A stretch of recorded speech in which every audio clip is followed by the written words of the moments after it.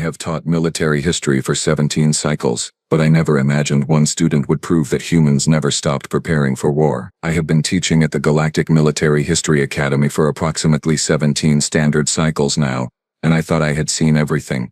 Everything, every possible student reaction, every cultural misunderstanding, every awkward moment when someone realizes their species' glorious warrior past was actually just them hitting each other with sticks while wearing decorative feathers. But humans, oh, humans are something else entirely. My name is Vorkath, and I am a Calaxian, which means I have 4 eyes, excellent documentation skills, and absolutely zero combat instincts whatsoever. Perfect qualifications for being a teaching assistant in a military history course, right? My professor, a distinguished Threxian named Quelkor, has the same peaceful disposition. We Calaxians keep records. Threxians preserve artifacts. Neither of us has ever thrown a punch, fired a weapon, or done anything more violent than aggressively stamp a document. This is why we teach history instead of making it. The course, officially designated as Comparative Analysis of Pre-Space Warfare Traditions, attracts students from across the galaxy. We get the diplomatic corps candidates, the cultural studies majors, the occasional eccentric who genuinely enjoys learning about ancient conflict without ever wanting to experience it. Nice, safe, academic types. Then the humans started joining. It was a typical third day of term morning, which meant Professor Quelkor was running late because he had been organizing his collection of ceremonial helmet replicas. Again, the lecture hall held about 40 students, representing 12 different species, all settling into their seats with varying degrees of enthusiasm. The Yanari twins were already comparing notes on their matching datapad. Broxon, a hulking Targosian with surprisingly gentle manners, was carefully arranging his styluses in order of size. Typical academic behavior. Comforting, predictable. The human sat 3 rows back off to the left side. Her name was Riley Chen, and she looked utterly, completely, almost suspiciously normal. Average height for a human, dark hair pulled back in a practical tie, wearing the standard academy uniform without any modifications or flair. She had enrolled 2 weeks prior, submitted all her paperwork correctly, passed the entrance evaluations with solid but unremarkable scores. Nothing about her screamed danger, or warning, or this person is about to turn your comfortable academic world completely upside down. She was taking notes, with an actual physical writing implement, on paper. I found this charmingly retro. Professor Quelkor finally arrived, his 3 arm stalks juggling a projection remote, a data tablet, and what appeared to be a half-eaten nutrition bar. Apologies. The archival wing was reorganizing their storage system, and I simply had to supervise. You cannot trust automated systems with irreplaceable historical recreations. The class settled. Quelkor activated the holo display, and a shimmering image appeared, showing various pieces of ancient armor from across the galaxy. Ornate Yanari ceremonial chest plates with their distinctive flowing designs. Targosian gladiatorial helmets, more decorative than protective. Calaxian, well, we didn't really have armor, but we had very impressive archival boxes, and those were displayed too. Now then, Quelkor's voice carried that particular enthusiasm that only truly passionate academics can manage.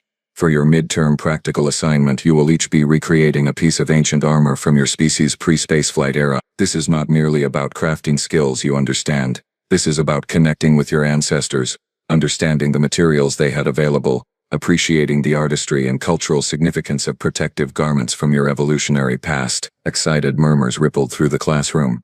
The Yanari twins immediately started sketching designs. Broxon pulled up reference images of Targosian gladiator gear.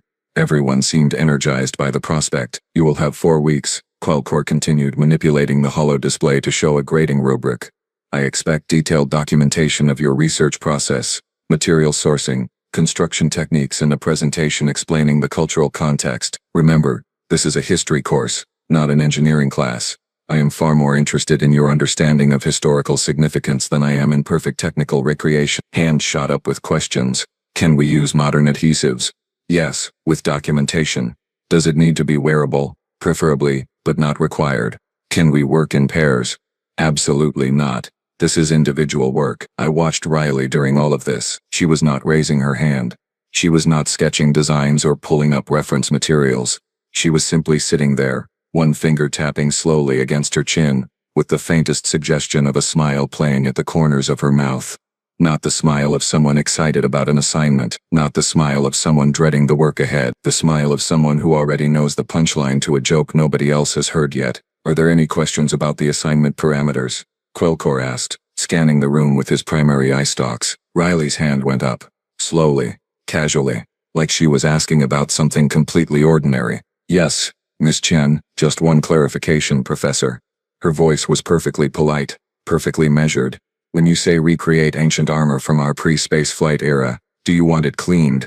Or would you prefer it with the original bloodstains intact? The classroom went silent, not the comfortable silence of students absorbing information.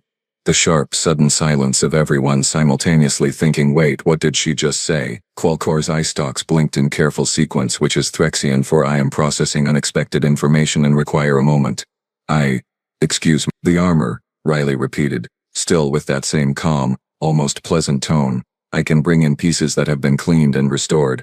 Or if you prefer historical authenticity, I have several items still bearing their original combat residue. I just want to make sure I meet your expectations for the assignment. My 4 eyes focused on her with sudden intensity.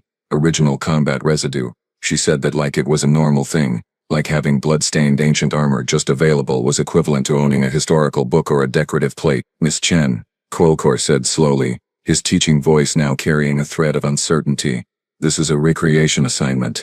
You will be crafting a replica, using historical research and period-appropriate techniques. You are not expected to have actual ancient armor simply available. Riley nodded, making a note on her paper. Actual paper, with actual ink. Right, I understand. So you want me to make a copy? I can do that. I just wanted to check first, because bringing in the real thing would be easier, and I assumed accuracy was important for a history course. My mistake. The real thing. She said the real thing, like it was just sitting in her quarters. Like ancient human armor was something you just had, casually, available for class presentations. Broxson, bless his straightforward Targosian nature, asked the question everyone was thinking.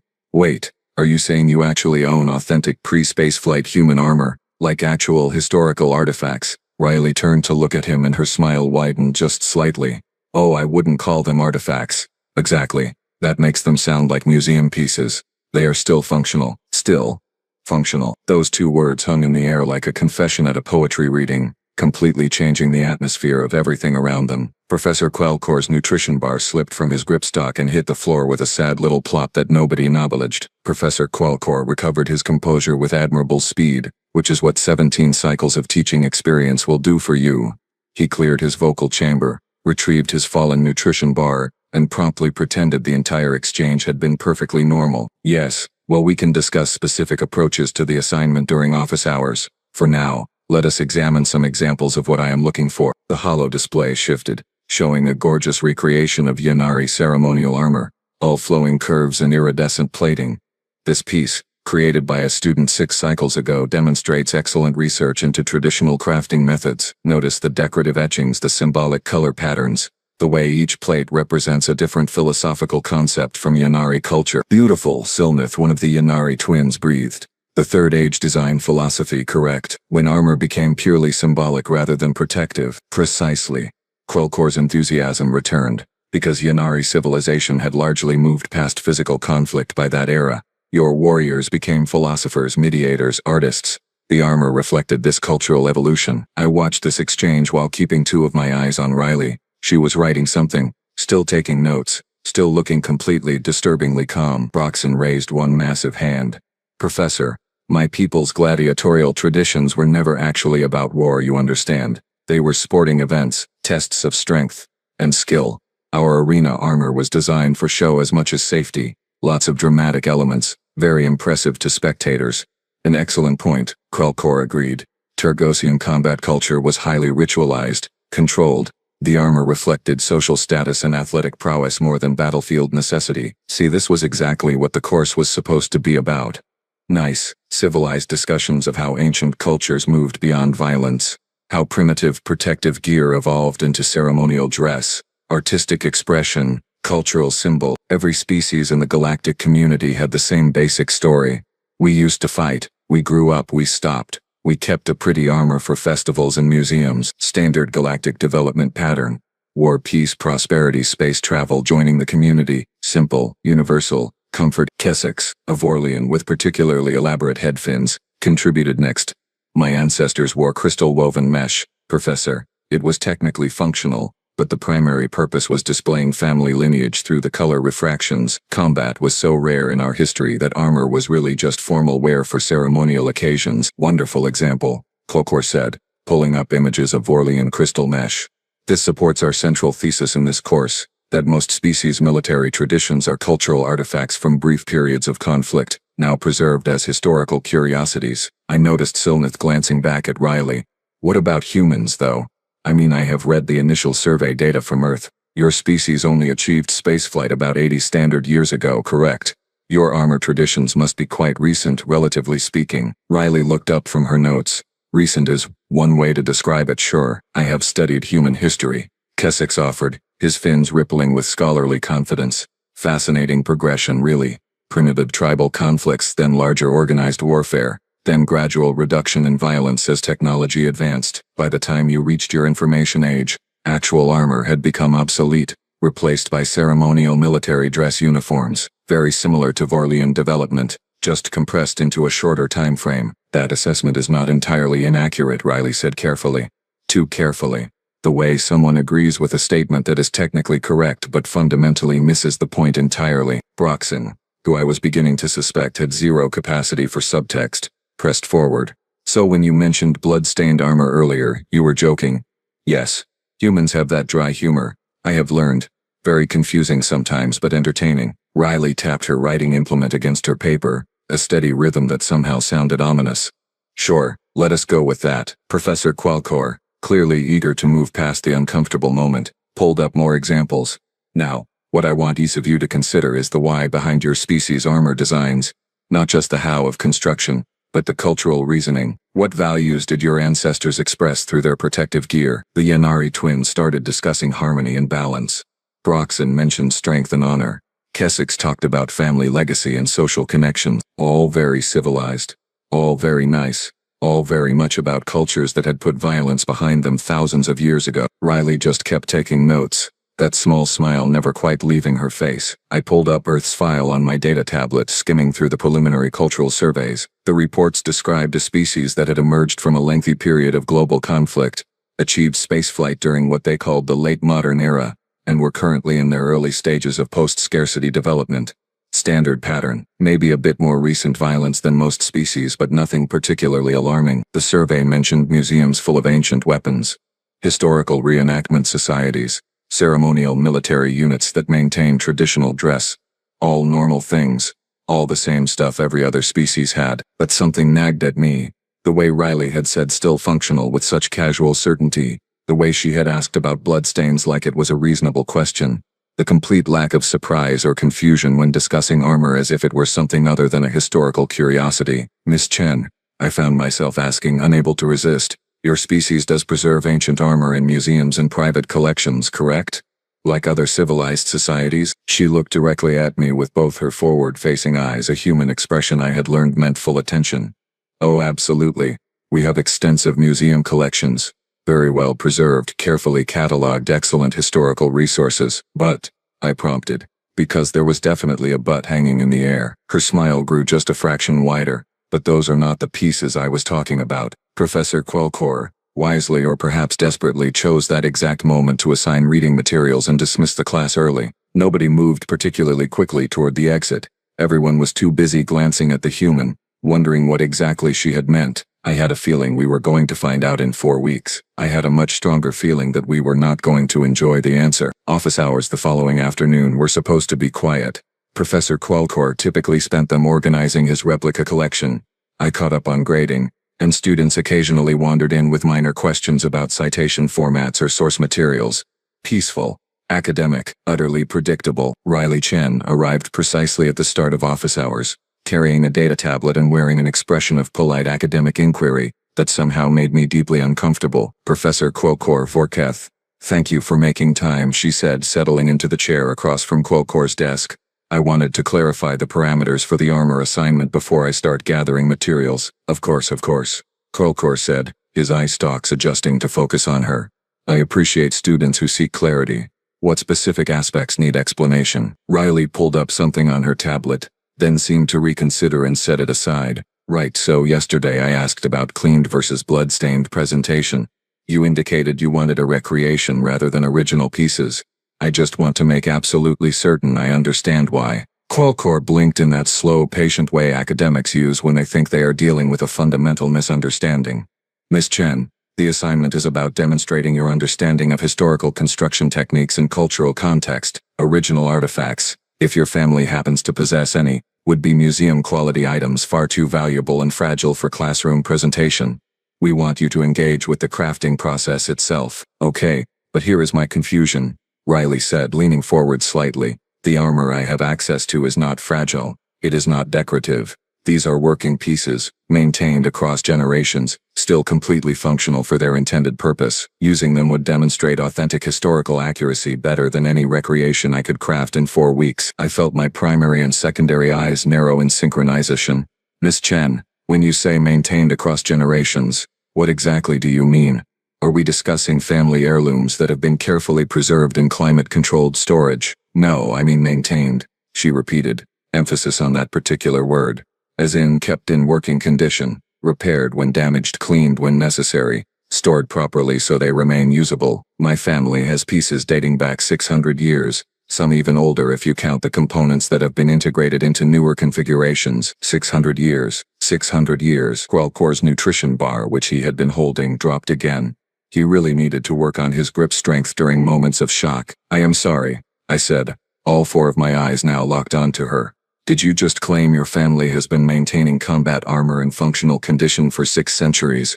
As in, armor that could still be worn and used? Well, yes, Riley said, as if this was the most reasonable thing in the galaxy. That is kind of the point of maintenance, isn't it? What would be the purpose of keeping armor if it stopped being armor and became just a weird metal sculpture? Professor Qualcomm made a sound that I can only describe as an intellectual whimper. Miss Chen, most species transition away from functional armor within a few centuries of developing advanced metallurgy. By the time they reach spaceflight, combat armor is purely ceremonial, maintained for cultural reasons but never intended for actual use. You are describing equipment that has remained battle-ready for longer than most civilizations maintain standing militaries. Battle-ready is actually a good term for it, Riley agreed. Some pieces show considerable wear, obviously. Combat damage, repair work, modifications for different users over the years. But yes, you could absolutely still fight in them today if you needed to. That is why I asked about the bloodstains. Some of the older pieces have staining that is essentially part of the material now, chemically bonded into the metal and leather, adds character. Honestly, but I wasn't sure if that met your standards for classroom presentation. The room went very, very quiet, not peaceful quiet. The quiet of 2 academics simultaneously realizing that everything they thought they understood about human military history might be catastrophically incomplete. When you say combat damage, Qualcomm ventured carefully, you are referring to historical damage, correct? From conflicts that ended centuries ago. Riley's expression shifted into something that might have been amusement or might have been pity. Professor, the most recent damage to my family's collection is from my grandfather's service. He retired 12 years ago. The armor performed exactly as designed. 12 years ago. 12 years was not history. 12 years was last week in academic terms. 12 years was basically yesterday. Your grandfather wore ancient armor into combat 12 years ago, I said flatly, needing to hear the words out loud to confirm I had not experienced some kind of sensory malfunction. Ancient is such a weird word for it, Riley mused. I mean, yes, technically old by calendar years, but if something still works perfectly for its intended function, is it really ancient? That is like calling a hammer ancient just because it was forged 300 years ago. If it still hammers nails, it is just a hammer. Hammers do not typically get used in combat, Qualcomm said weakly. Riley's smile turned slightly predatory. You have clearly never met my grandfather. I pulled up Earth's file again on my data tablet, scrolling frantically through the cultural survey data. There had to be something we missed, some indication that humans were still actively using pre-spaceflight military equipment in actual conflict situations. Some warning label that said caution. This species treats war as an ongoing practical concern rather than a historical curiosity. Nothing. Just the standard notes about museums and ceremonial units in historical preservation societies. So, Riley said brightly, given all that context, would you prefer I bring the real armor and explain its actual history of use? Or should I craft a replica, and pretend humans stopped needing functional protective gear at some point in our conveniently distant past? Qualcomm and I exchanged a look. A very long look. The kind of look two academics share when they realize their nice safe theoretical course has just become terrifyingly practical. Perhaps, Qualcomm said slowly, you should bring both. Riley's smile suggested she had been hoping he would say exactly that. 4 weeks passed with agonizing slowness during which Riley Chen attended every class, participated in discussions with perfect politeness, and volunteered absolutely zero additional information about her family's apparently inexhaustible supply of functional combat equipment. Meanwhile, I had stress-researched human military history until my eyes ached, finding exactly nothing that explained why someone would casually maintain battle-ready armor across 6 centuries. Presentation day arrived with typical academic ceremony. Professor Qualcomm had arranged the lecture hall with display pedestals, proper lighting and recording equipment for documentation purposes. Students filtered in carrying various containers, boxes and carefully wrapped bundles. The air hummed with nervous excitement, the way it always does when students are about to show off weeks of hard work. Riley entered last, pushing a large unmarked storage crate on a hover cart. She parked it against the back wall without fanfare, then took her usual seat, looking utterly relaxed. That crate worried me. It worried me a lot. Excellent! Excellent, everyone is here, Qualcomm announced, his eye stalk sweeping the room with genuine enthusiasm.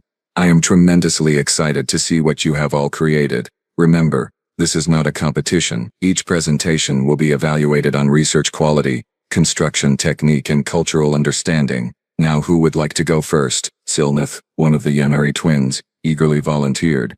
She approached the front with a rectangular case that she opened with reverent care, revealing a breathtaking recreation of third-age Yanari philosophical armor. The chest plate caught the light like captured water, its surface covered in flowing script that represented different schools of ethical thought.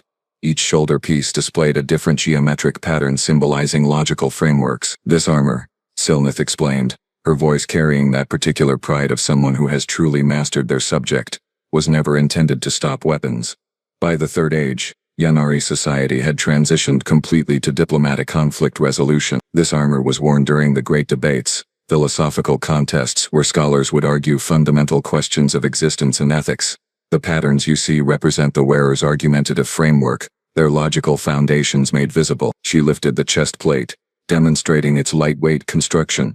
I used traditional resin bonding techniques, layering the plates exactly as our ancestors did. The entire piece weighs less than 2 kilograms because physical protection was completely unnecessary. This was armor for the mind, not the body. Professor Qualcomm practically glowed with approval. Magnificent work, Silnith. This perfectly demonstrates the evolution from martial culture to intellectual tradition. Your research documentation was exemplary. Well done. Broxson went next, hauling forward a considerably heavier piece. His recreation of Targosian gladiatorial armor was all dramatic flair. A helmet with enormous curved horns, shoulder guards that extended outward in sweeping arcs, chest plating etched with his family's traditional athletic symbols. Targosian arena combat, Broxson rumbled, his deep voice filling the hall, was theater as much as sport. This helmet, see these horns. Completely impractical for real fighting, far too easy for an opponent to grab, but in the arena they made the wearer look powerful, intimidating, larger than life. The judges scored partly on athletic skill, partly on showmanship. He demonstrated how the armor pieces connected with ceremonial clasps rather than practical fasteners.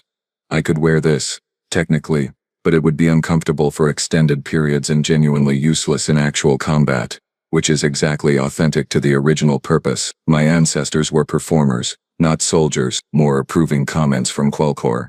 More documentation of how civilized species grew beyond actual violence. Kessex presented his Vorlian crystal mesh recreation, a delicate network of Guang refracting strands that created rainbow patterns across his torso. This piece required 40 hours of individual crystal threading. He explained with obvious pride. Each strand represents a family connection, a lineage link. Vorlian armor was essentially a wearable genealogy chart. Combat protection was almost accidental, a side effect of the crystal density rather than the primary design intent. The presentations continued. Each student brought forward beautiful, ornate, completely non-functional recreations of armor that had stopped being actual protective equipment hundreds or thousands of years ago. Decorative pieces, cultural artifacts, historical curiosities that emphasized art over practicality, symbolism over survival, beauty over brutality. Every single presentation reinforced the same comforting narrative. Intelligent species outgrow violence. Their martial traditions become ceremonial performances. Their protective equipment transforms into wearable art. War becomes memory. Armor becomes costume. Weapons become museum displays, standard galactic development, predictable, safe, civilized. Professor Qualcomm beamed at each presentation, praising research methods, construction techniques, cultural analysis. He was in his element, surrounded by students who had created exactly what he expected, demonstrating exactly the thesis his entire course was built around. I kept two eyes on the presentations, properly appreciative of the genuine effort and scholarship on display. My other two eyes never left that unmarked crate at the back of the room. Riley sat quietly through every presentation, taking notes, nodding at particularly interesting details, occasionally smiling at clever construction solutions. She asked Silith a thoughtful question about resin bonding chemistry. She complimented Broxson on his etching work. She seemed genuinely interested in Kessix's crystal threading technique. She looked like just another engaged student, appreciating her classmates' work, except for that crate. That silent, ominous crate that had not made a single sound since she brought it in. Wonderful. Truly wonderful, Qualcomm exclaimed after the last standard presentation concluded. You have all demonstrated exceptional understanding of how military traditions evolve into cultural celebrations of peace. Now then, Miss Chen, I believe you are our final presenter. Riley stood up, stretching slightly. Yes, Professor. Fair warning though, my presentation might run a bit differently than the others. I appreciate creative approaches, Qualcomm said encouragingly. Please proceed. Riley walked to the back of the room, placed both hands on her crate, and paused. She looked at the class, at all those beautiful, delicate, purely symbolic pieces of recreated armor, and her smile turned into something that was definitely not academic enthusiasm. So, she said, conversationally, how much do you all actually know about Death World evolutionary pressures and their impact on equipment longevity requirements? The temperature in the room seemed to drop several degrees. Nobody answered. Nobody wanted to. Riley opened the crate. The first piece Riley lifted from the crate was a breastplate, and the collective intake of breath from 40 students told me everything I needed to know about how wrong our assumptions had been. This was not a recreation. This was not ceremonial. This was not art. This was a scar. The metal, some kind of dark iron alloy, bore the unmistakable signatures of actual use. Deep gouges ran across the chest section, scratches that had torn through protective coating and bit into the underlying material. Dents, dozens of them clustered around the vital organ protection zone. Repairs were visible as slightly different colored metal, welded patches that had been hammered smooth but never polished away. And yes, stains. Dark brownish patches that had soaked into the leather straps and oxidized into the metal itself. Riley set it on the display pedestal with a heavy thunk that made several students flinch. This is a cuirass from approximately 1400 Earth years ago, she said, her tone shifting into something between tour guide and equipment specialist. The base construction is 9th century European style, layered iron plates riveted to a leather backing. However, as you can see, it has been modified extensively over the centuries. These side panels were added around year 1200.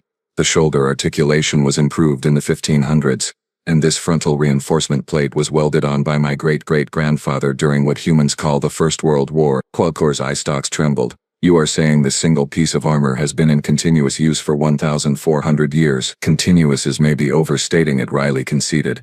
There were probably some decades here and there when it sat in storage, but yes, when my family needed torso protection, this was available, functional, and got used. The metal is still structurally sound. The repairs hold, and honestly, against bladed weapons or lower velocity projectiles, it performs exactly as intended. She ran her fingers across one particularly nasty gouge. This one is from a poleaxe strike in 1326. This cluster here, musket balls from 1779. These scoring marks along the side, shrapnel from an explosive device in 1943. Each generation adds their own damage, performs their own repairs, and passes it forward. Broxson raised one massive hand slowly, like he was afraid sudden movement might trigger something. But why? Why would you maintain combat equipment across so many centuries? Why not transition to ceremonial pieces? Preserve the history without the violence. Riley's laugh was short and entirely without humor. Because the violence did not stop, Broxson. That is the part you all keep missing. Humans did not outgrow conflict. We did not evolve past warfare. We just got better at it. And occasionally traditional equipment still has applications. She reached into the crate again, pulling out a helmet this time. This one was in even worse condition, if that was possible. The metal showed burn marks. The face guard had been torn partially away and reattached with crude welding, and one side bore what looked suspiciously like teeth marks, large teeth marks. 15th century Basquinet, modified extensively, Riley continued, setting it next to the cuirass. My grandfather wore this during urban pacification operations on a colony world about 18 years ago. The original designers never anticipated plasma weapons, obviously, but the basic principle of deflecting strikes away from the skull translated surprisingly well. The burn damage is from a near-miss energy discharge. The teeth marks are from a Krell mercenary who got creative during close combat. 18 years ago, I heard myself say. All four of my eyes locked on those teeth marks. Your grandfather fought Krell mercenaries 18 years ago while wearing a helmet from Earth's medieval period. Well, he was also wearing modern combat gear, Riley clarified. Tactical vest, energy shielding, the works. But family tradition dictates you bring the old armor when things get personal. And the Krell had burned a civilian shelter. So yes, grandfather decided traditional equipment was appropriate for that particular engagement. She was pulling out more pieces now, laying them across multiple pedestals, gauntlets showing knuckle wear from punching, apparently punching very hard and very often, leg greaves with blast scoring, a chainmail shirt with several links replaced by what looked like modern ballistic fiber, woven directly into the medieval metal rings. This is my personal favorite, Riley said, holding up a vambrace, an armored forearm guard, 16th century Italian design. See the articulation on the elbow joint. Beautiful craftsmanship. But look here, these mounting points on the exterior. My aunt added those in 2309 current calendar. They are hard points for attaching modern tactical equipment. She mounted a plasma cutter on this during a boarding action against pirates. Used a 400-year-old arm guard as the base platform for directed energy weapons. Kessix's head fins had gone completely flat against his skull. A Vorlian stress response. This is insane. You are describing using ancient equipment in modern combat situations. That should not work. The materials are outdated. The designs are primitive. The whole concept is tactically absurd. And yet, Riley said, gesturing at the collection of battered, stained, obviously functional armor spread before us, here we are. Still works. Still gets used. Still comes home with new dents and new stories. Professor Clocor had gone very, very still. Miss Chen, when you say this armor still gets used, do you mean your family specifically, or are you implying this is common practice among human military personnel? Riley paused, considering her answer carefully. My family has particularly old pieces, and we maintain them more carefully than most. But the practice itself, soldiers bringing traditional equipment into modern combat zones for psychological, cultural, or practical reason. Professor, that is not a quirk. That is just Tuesday for humans. She pulled one last item from the crate. A sword. An actual functional edge-sharpened blood-groove-channeled sword. Now, Riley said, hefting the blade with practiced ease, would anyone like to understand why we call Earth a death world, and what that actually means for equipment design philosophy? The silence that followed was not academic contemplation. It was fear. Pure, simple, instinctive fear of a species that had never stopped being dangerous, had never stopped refining violence, had never treated war as something to outgrow, rather than something to perfect. Silnith's beautiful philosophical armor suddenly looked very much like a child's toy, and Riley Chen, standing there in standard academy uniform while holding a blade that had probably ended actual lives, looked very much like something that should not exist in a civilized galaxy. But did. This is a historical lecture hall, not a weapons demonstration facility, Professor Quelcor said, his voice climbing half an octave higher than normal. Miss Chen, while I appreciate your thorough approach to the assignment, I must insist that you put that sword down immediately. Riley looked at the blade in her hand, then back at Quelcor, her expression genuinely confused. Professor, this is an educational presentation about armor functionality. How am I supposed to demonstrate functionality without actually demonstrating it? You could describe it, I suggested, trying to keep my voice calm and academic. Use words, many, many words, from a safe distance, while not holding sharp objects. But that would be purely theoretical, Riley countered. You have spent 4 weeks teaching us that hands-on understanding beats abstract knowledge. Every other student demonstrated their armor's properties physically. Silnith showed how lightweight her piece was. Broxon proved his helmet's visibility limitations. I am simply following established presentation standards. There was a terrible logic to this argument that made it somehow worse. The difference, Quelcor said carefully, is that their demonstrations involved wearing decorative items, not wielding actual weapons while discussing combat applications. Riley nodded thoughtfully, then set the sword down on the nearest pedestal.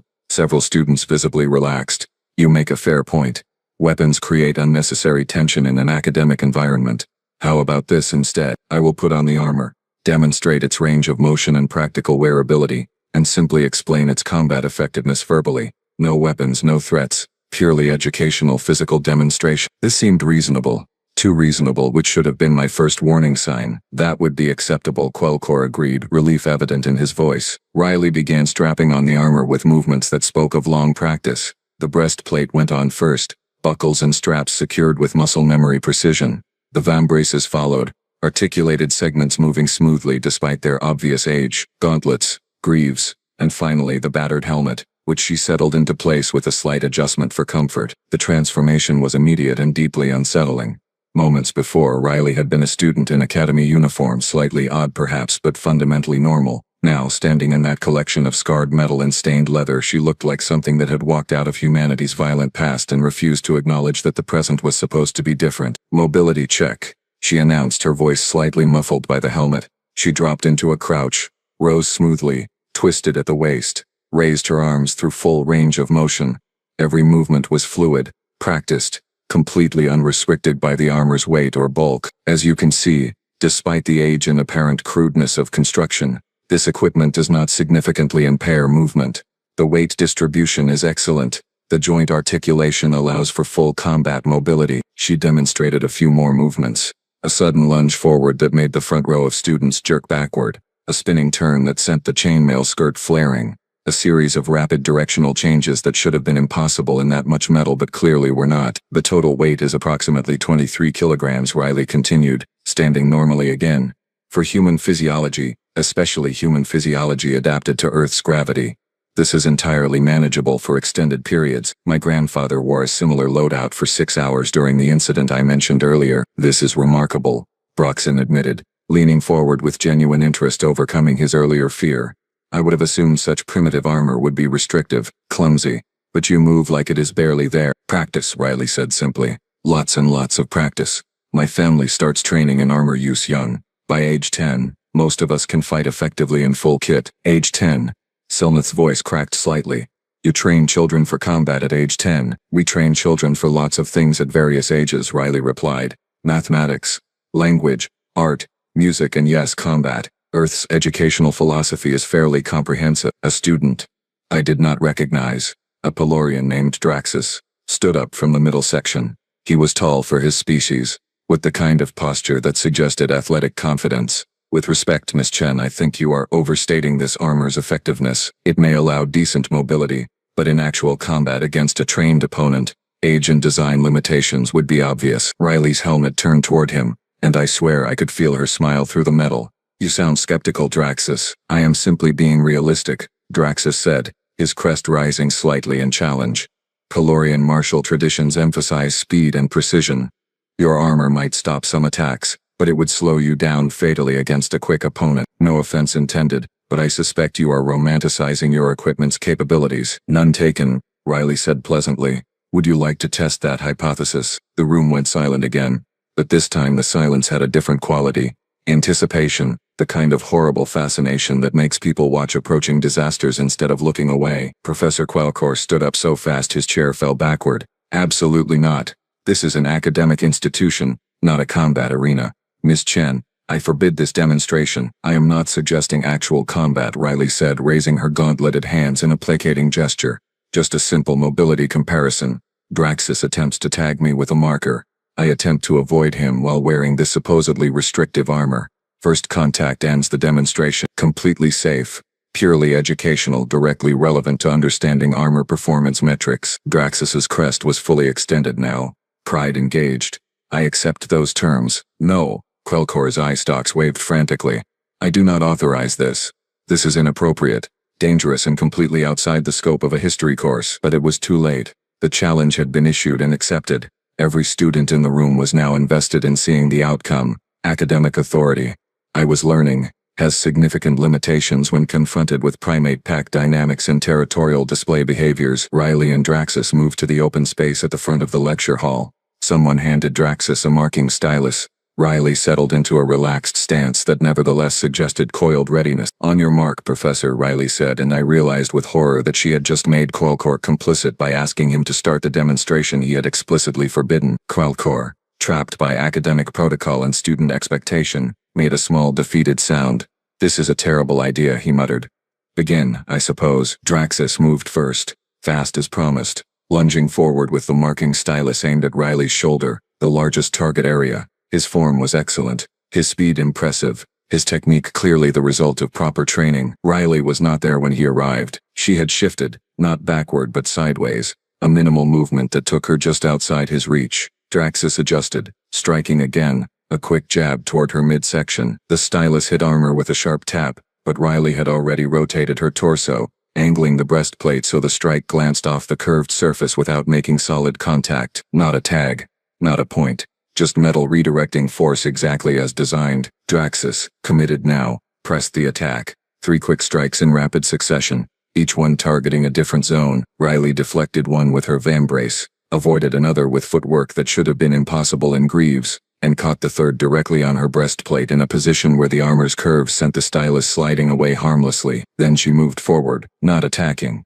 just advancing, one measured step that somehow forced Draxus backward. He recovered quickly, credit to his training, and tried a different approach, circling to attack from an angle. Riley pivoted smoothly, the armor moving with her like a second skin, maintaining optimal defensive facing without apparent effort. Notice the principle, Riley said, not even breathing hard, still lecturing while actively demonstrating.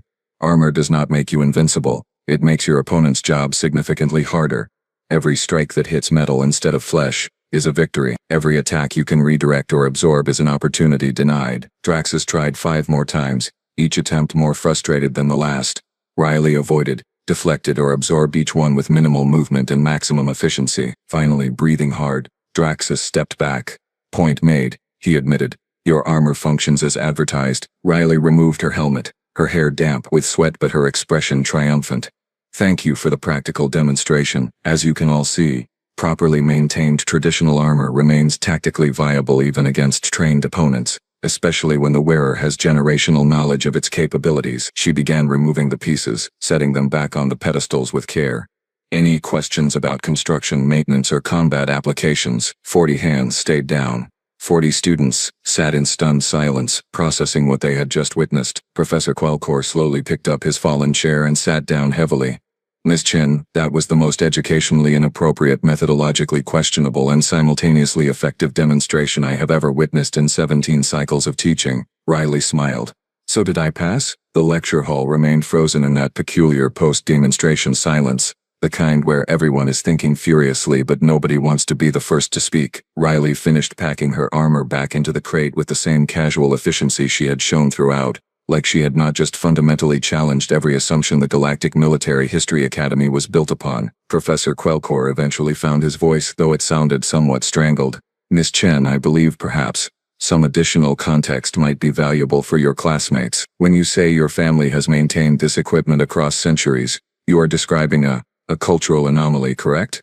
An eccentric tradition not representative of broader human society. Riley paused, one hand resting on the closed crate, and the expression that crossed her face was something between amusement and pity. Professor, my family is not unusual. We are maybe more dedicated to preservation than average, and we have older pieces than most, but the practice itself, maintaining functional historical equipment, that is completely normal for human military culture. But that makes no sense. Kasich burst out, his head fins flaring in agitation. Every species outgrows this. You develop advanced technology, warfare becomes more civilized or stops entirely, and the old equipment becomes historical curiosity. That is how civilization works. For you maybe, Riley said quietly, but humans never stopped fighting long enough for our equipment to become irrelevant. We have conflicts recorded going back 10,000 years, and those are just the ones we have records for. Older than that, we have archaeological evidence of organized violence extending back 50,000 years or more. We have been refining combat continuously for longer than most species have had written language. I pulled up Earth's full historical database on my tablet, the complete file that went beyond the basic cultural survey.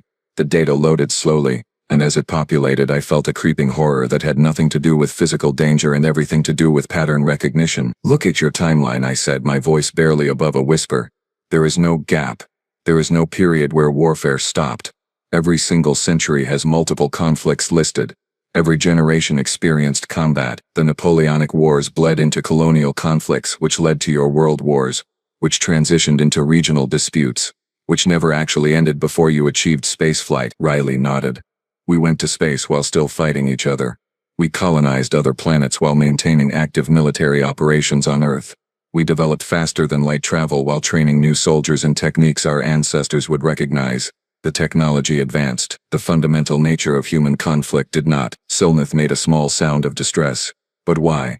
Once you had abundant resources, once scarcity was eliminated, once you could simply leave and settle new worlds, why continue fighting? Because the fights were never really about resources, Riley said, her tone taking on a lecturer quality that somehow made the words more disturbing. They were about ideas, territories, identities, grudges, perceived injustices, religious differences, political systems, ethnic tensions, and sometimes just because one group looked at another group and decided they did not like them very much. Solving material scarcity did not solve human conflict. It just meant we fought in space, instead of on one planet. Professor Quelcor's eye stalks had drooped to their lowest possible position, a Threxian expression of existential despair. Your species achieved post-scarcity economics 30 years ago.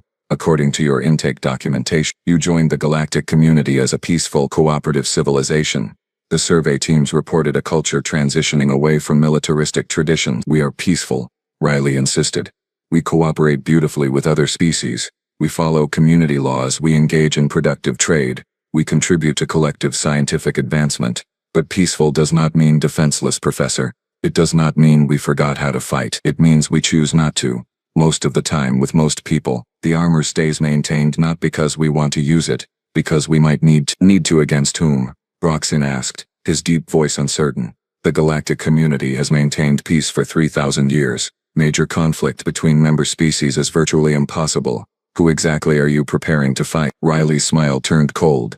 Anyone who assumes human compliance is the same thing as human weakness. Anyone who mistakes our core creation for inability. Anyone who thinks because we smile and follow rules and participate nicely in galactic civilization, we have somehow forgotten 10,000 years of practiced violence. The room temperature seemed to drop another few degrees. You are describing a species that maintains permanent military readiness disguised as cultural tradition, I said, the pieces clicking together in my mind with horrible clarity. Your museums are not just repositories of history. They are armor. Your historical reenactment societies are not performances. They are training exercises. Your ceremonial military units are not symbolic. They are functional reserve forces maintaining institutional knowledge. Well, when you say it like that, it sounds ominous, Riley protested. We prefer to think of it as being prepared. For what? Quelcor demanded. What threat could possibly justify maintaining combat capabilities across thousands of years of technological advancement? Riley was quiet for a moment, then shrugged. We have no idea, Professor. That is the point. Humans learned a long time ago that the universe is dangerous, unpredictable, and deeply unfair. Every time we assumed peace was permanent, we were wrong. Every time we thought we could safely disarm, something proved otherwise, so we stopped assuming. We stopped disarming. We just got better at looking friendly while staying sharp. She patted the crate affectionately. This armor is not a museum piece, Professor. It is a reminder, a promise, a warning. Humans remember how to hurt people very, very effectively, and we maintain that knowledge across generations because forgetting felt too much like volunteering to be victims. The next time the galaxy decided to get interesting, the class sat in stunned silence processing this revelation. Every other species had put their violent past behind them, treating war as an unfortunate but concluded chapter of their development. Humans had just calmly explained that their violent past was not past at all, merely paused, waiting patiently, and maintained equipment and trained reflexes for whatever came next. Professor Quelcor slowly gathered his teaching materials with trembling eye stalks. Miss Chen, you have successfully demonstrated functional armor construction, historical preservation techniques, and cultural context. You receive full marks on the assignment. Class dismissed. Students filed out quickly, casting nervous glances at Riley and her crate. Nobody lingered. Nobody asked follow-up questions. The beautiful ceremonial, purely symbolic armor pieces seemed almost embarrassing now. Children's toys placed next to functional tools. I stayed behind, helping Quelcor organize pedestals with mechanical efficiency while my mind raced. We need to update the cultural survey data on humans, I said finally. The current files are catastrophically incomplete. Update them how? Quelcor asked wearily. What do we even say? Warning. This species has weaponized nostalgia. Caution. Their museums double as strategic reserves.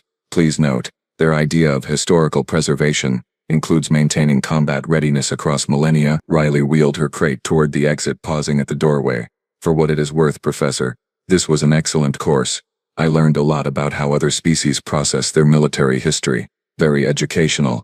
See you next session. She left, cheerful and polite and absolutely terrifying. Qualcomm and I looked at each other, two peaceful academics who had just learned that one of our students represented a species that treated war not as history but as homework, not as something to outgrow but as something to perfect. 17 cycles, Qualcomm whispered. 17 cycles I have taught this course, explaining how civilized species evolve beyond violence. Every thesis, every framework, every comfortable assumption, just completely destroyed by one human with a box of family heirlooms. I nodded slowly, closing the final data file on my tablet. The truth sat there in undeniable detail. Humans had not evolved beyond violence. They had industrialized it, systematized it, refined it across 10,000 years of continuous practice, and then politely joined galactic civilization while quietly maintaining every lethal lesson they had ever learned. We should probably inform the community council, I said. And tell them what? Exactly? Qualcomm asked. That humans are dangerous? They already know humans come from a death world. That humans maintain weapons? They already cleared human military forces for community defense operations. What specifically changes with this information? Nothing changed, I realized. Nothing except our understanding. Humans had always been this way. We just had not been paying attention. Somewhere in the academy, Riley Chen was probably returning her armor to storage, already thinking about next week's assignment, perfectly pleasant and perfectly deadly in equal measure, and the galaxy kept turning peaceful and cooperative, with absolutely no idea that one of its newest member species was quietly, patiently, perpetually ready for the peace to end. I hoped it never did, but I understood now why humans maintained their armor, just in case.